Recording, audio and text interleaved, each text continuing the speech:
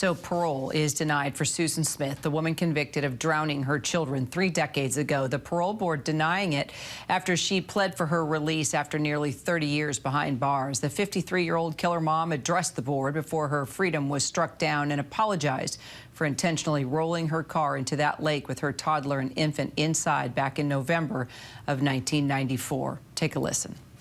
I know that what I did was so horrible.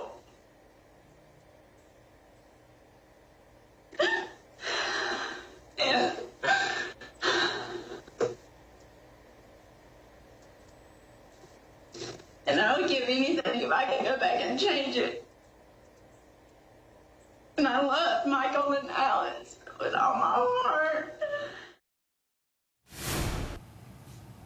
Our Morgan Norwood has been following the story today for us. Morgan, what does this decision mean now for Smith, and how did the board actually come to this decision? Yeah, for Smith, it obviously remains that she's going to remain in prison for that life sentence that she was originally given. In terms of the parole board and how they came to this decision, look, Kira, you know, the entire time they were looking for some level of remorse. They wanted a reassurance that, you know, she wasn't going to get out of prison and you know, repeat these same crimes. Throughout this hearing, she talked about her mind frame at the time of the killings when it came to that lie that she told investigators that a black man took off for their kids when she had really killed them. She said she wasn't in the right frame of mind. She was scared.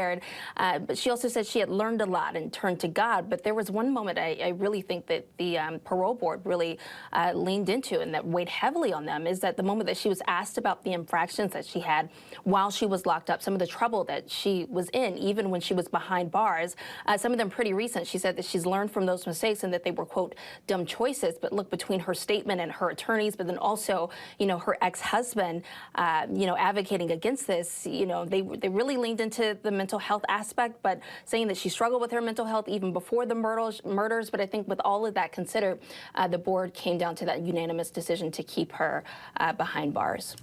Yeah, and just looking at her ex-husband there testifying or speaking about her desire to be released, saying absolutely she should not be released. Looks like he won as well. She remains in jail. Morgan Norwood, thank you.